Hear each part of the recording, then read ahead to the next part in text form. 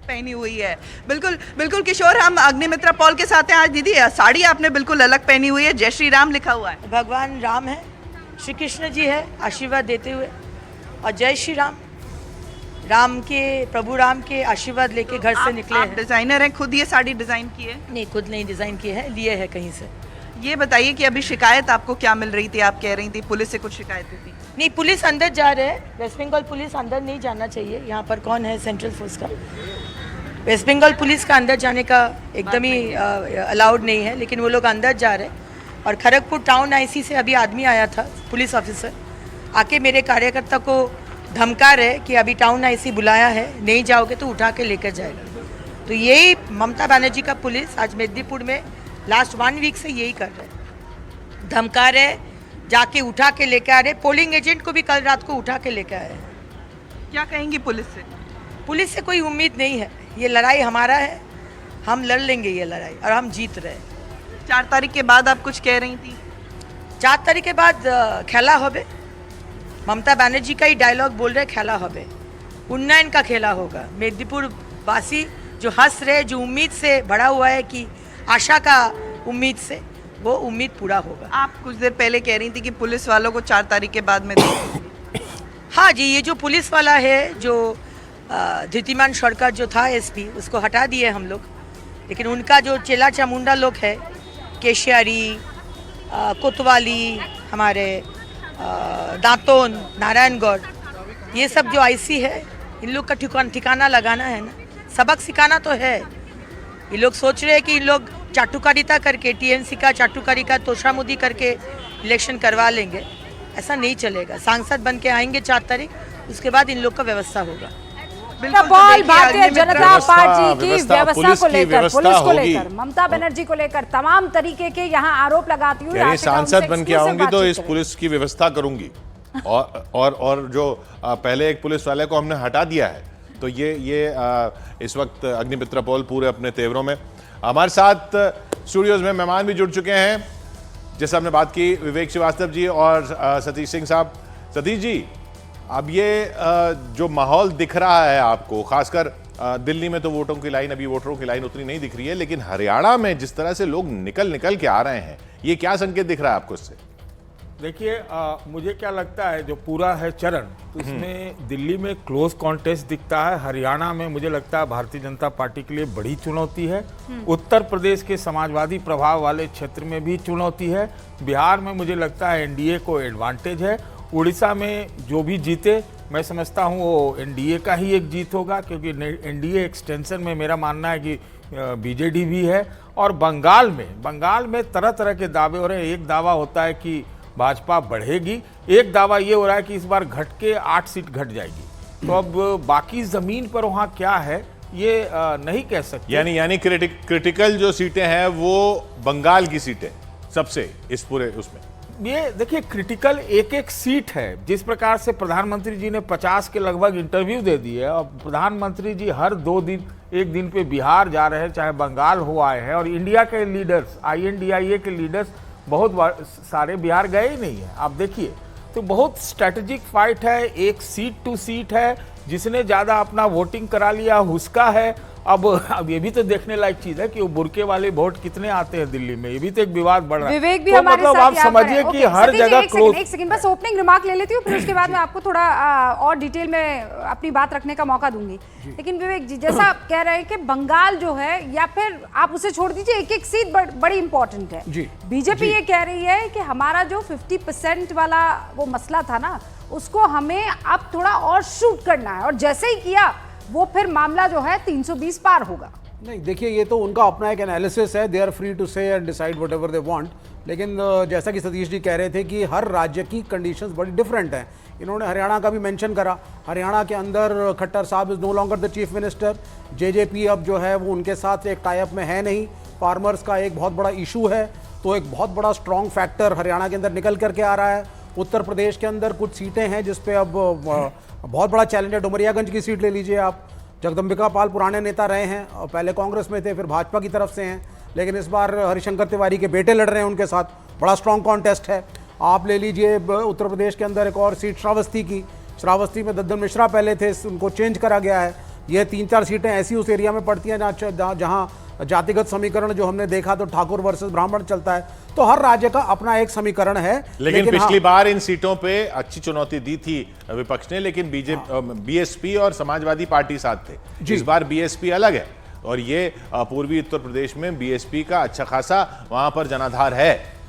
नहीं, ये बिल्कुल ठीक कह रहे हैं आप, डेफिनेटली। लेकिन ये था कि इस बार बहुजन समाज पार्टी और सुश्री मायावती उस अग्रेशन के साथ नहीं लड़ रहे हैं जैसा देखा जाना चाहिए। मैंने कोई प्रेस कॉन्फ्रेंसेस बड़े लेवल पे नहीं देखे, कोई बड़ी रैलीज नहीं देखी मायावती की, कोई एक अग्रेशन उनके नेताओं में नहीं देखा। नहीं, पर विवेक आपने 2018 में कहाँ देखा था? मायावती तो पिछले चुनावों से ही वो गायब है, लेकिन जो उनका इंटैक्ट वोटर है, जो दलित वोटर है, वो क्या इस बार, क्योंकि कहते हैं टस से मस नहीं होता है, इस बार क्या वो अपनी दिशा बदल सकता है? सारा खेल उसी में है। देखिए, अगर आप योगी का जो डायनामिक्स देखेंगे, कास्ट डायनामिक्स जो चीफ मिनिस्टर योगी ने प्ले किया था स्टेट इलेक्शंस के अंदर, जो मैंने स्टडी किया, तो मैंने उसमें देखा कि मायावती और बसपा के साथ दलितों में से जाटव प्रजाति का वोट ज्यादा रहता है। They are very loyal to Mayawati. कम वोट में they vote for BSP. So what the other party, चाहे समाजवादी पार्टी हो और चाहे बीजेपी हो, इनका एक अदर जो नॉन जाटव जो दलित्स हैं उनको अपनी तरफ अट्रैक्ट करने का एक मंशा रही है। और जिस मॉडल पे नीतीश कुमार एक टाइम पे चले थे, तो उन्होंने लेकिन वो जो साथ में थे, सतीश जी, इसमें मैं आपका भी व्यू चाहूंगा। अब यूपी में जब वो साथ थे एसपी और बीएसपी, तब भी पीछे ही रह गए थे।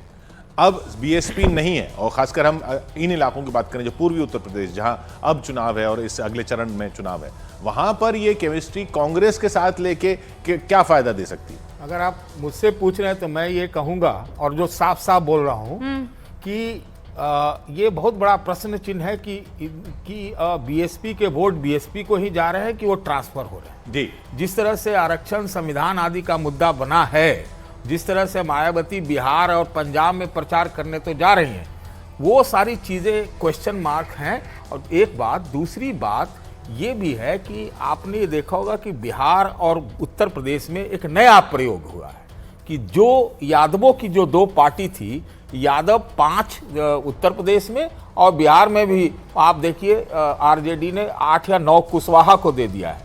तो एक जगह पीडीए है, एक जगह माई बाप है, तो उसका तो कुछ न कुछ फर्क पड़ेगा। और एक चीज आरक्षण, संविधान और दलित का मुद्दा, और जो जिंदगी के जद्दोजहद का मुद्दा है, यही भारतीय जनता पार्टी के लिए। अच्छा, और भारतीय जनता पार्टी ये कह रही है कि इसका जवाब लाभार्थी, यानी जो अन्न जा रहा है, जो दूसरी योजनाओं का फायदा पहुंच रहा है, तो उसी का तोड़ था। वो जो कह रहे हैं कि जाटव जो है वो मायावती के साथ रहता है, या जो दलित है वो मायावती के साथ रहते हैं, उसका तोड़ लाभार्थी, ऐसा हो सकता है? देखिए, लाभार्थी का मुद्दा जो है, एक फायदा निश्चित रूप से भारतीय जनता पार्टी को होगा, डिलीवरी का भी फायदा होगा, एक मोदी जी का फायदा भी होगा, लेकिन उसका कुछ घाटा भी है कि मोदी की गारंटी, मोदी ये भी है। लेकिन जो आप लाभार्थी की आप बात कर रही हैं, अभी क्या किया है कांग्रेस पार्टी ने, पता नहीं पैसा कहां से लाएगा, लेकिन दावे तो पॉपुलिस्ट इतने ज्यादा न्याय पत्र में कर दिए हैं कि 5 किलो का राशन का जवाब भी 10 किलो से देने का कोशिश किया। और एक चीज समझिए, आज के ट्रांजैक्शनल युग में क्या होता है, एक व्यक्ति को ये प्रभाव कर सकता है, ऐसा मेरा मानना है। क्या कि हम आपको 1 लाख मिलेगा, आपको आधा लाख मिलेगा, आपको ये मिलेगा, वो मिलेगा, तो ये काटने की व्यवस्था। मैं आपको एक बात बताऊं, हालांकि ये थोड़ा सा पक्षपाती हो जाएगा। मेरे को कल एक व्यक्ति मिले, उन्होंने कहा, अब थोड़ा सा दिक्कत हो रही है मुझे बोलने में, फिर भी बोल देता हूं, बोले कि हम 1100 में सिलेंडर लाके 5 किलो मुफ्त का अनाज कैसे पकाए भाई। यानी आप कह रहे हैं कि ये उस तरीके से इक्वेशन नहीं रहेगी जैसी आकलन बाकी किया जाता है लाभार्थियों वाली। लेकिन खैर, न्यूज़ 18 इंडिया को दिए मेगा एक्सक्लूसिव इंटरव्यू में प्रधानमंत्री नरेंद्र मोदी ने क्या कहा है वो भी सुन लीजिए। दिल्ली के सीएम केजरीवाल पर उन्होंने बड़ा हमला बोला। पीएम ने कहा है कि केजरीवाल गंभीर आपराधिक आरोपों का सामना कर रहे हैं, ऐसे लोगों का मीडिया कैसे साक्षात्कार कर सकता है? दिल्ली के मुख्यमंत्री अरविंद केजरीवाल 40 दिन तिहाड़ में गुजारे, बाहर चुनाव प्रचार वो कर रहे हैं। वो ये कह रहे हैं कि मतलब वो इकोसिस्टम या वो खुद इसको अपनी जीत बता रहे हैं, जैसे घोटाला हुआ नहीं। वो कह रहे हैं कि मुझे चुनाव जिताओगे तो मैं जेल नहीं जाऊंगा और रिजाइन बिल्कुल नहीं करूंगा, ये सब प्लॉट था मेरे अगेंस्ट। वो कह रहे हैं कि ये बेल है, मेरी जीत है। इसको आप किस तरह से देखते हैं सर? ऐसा है कि मैं व्यक्तिगत उनका जो मामला चल रहा है उस पर कोई भी टिप्पणी करूं उचित नहीं है, क्योंकि अभी मामला कोर्ट में है। मेरी चिंता कोई व्यक्ति नहीं है, मैं तो अदालत ने क्या कहा उसके पर अगर ध्यान केंद्रित करूं तो शराब घोटाले में हाईकोर्ट की टिप्पणी क्या है, हाईकोर्ट ने क्या कहा है, मैं उसको तो मानूंगा। एजेंसी ने क्या किया है छोड़ो, किसी बीजेपी स्पोक्स पर्सन ने क्या कहा है वो छोड़ो, वो स्वयं क्या कहते हैं वो छोड़ो। कम से कम हाई कोर्ट ने शराब घोटाले के बारे में जो कहा है और बहुत ही कड़ी टिप्पणी की है। अब चिंता का विषय ये है देश में और जो गंभीर है कि सार्वजनिक जीवन में कोई जिम्मेवारी नहीं रहेगी, अपनी खुद की बातों पर भी कोई कमिटमेंट नहीं रहेगा। सार्वजनिक जीवन में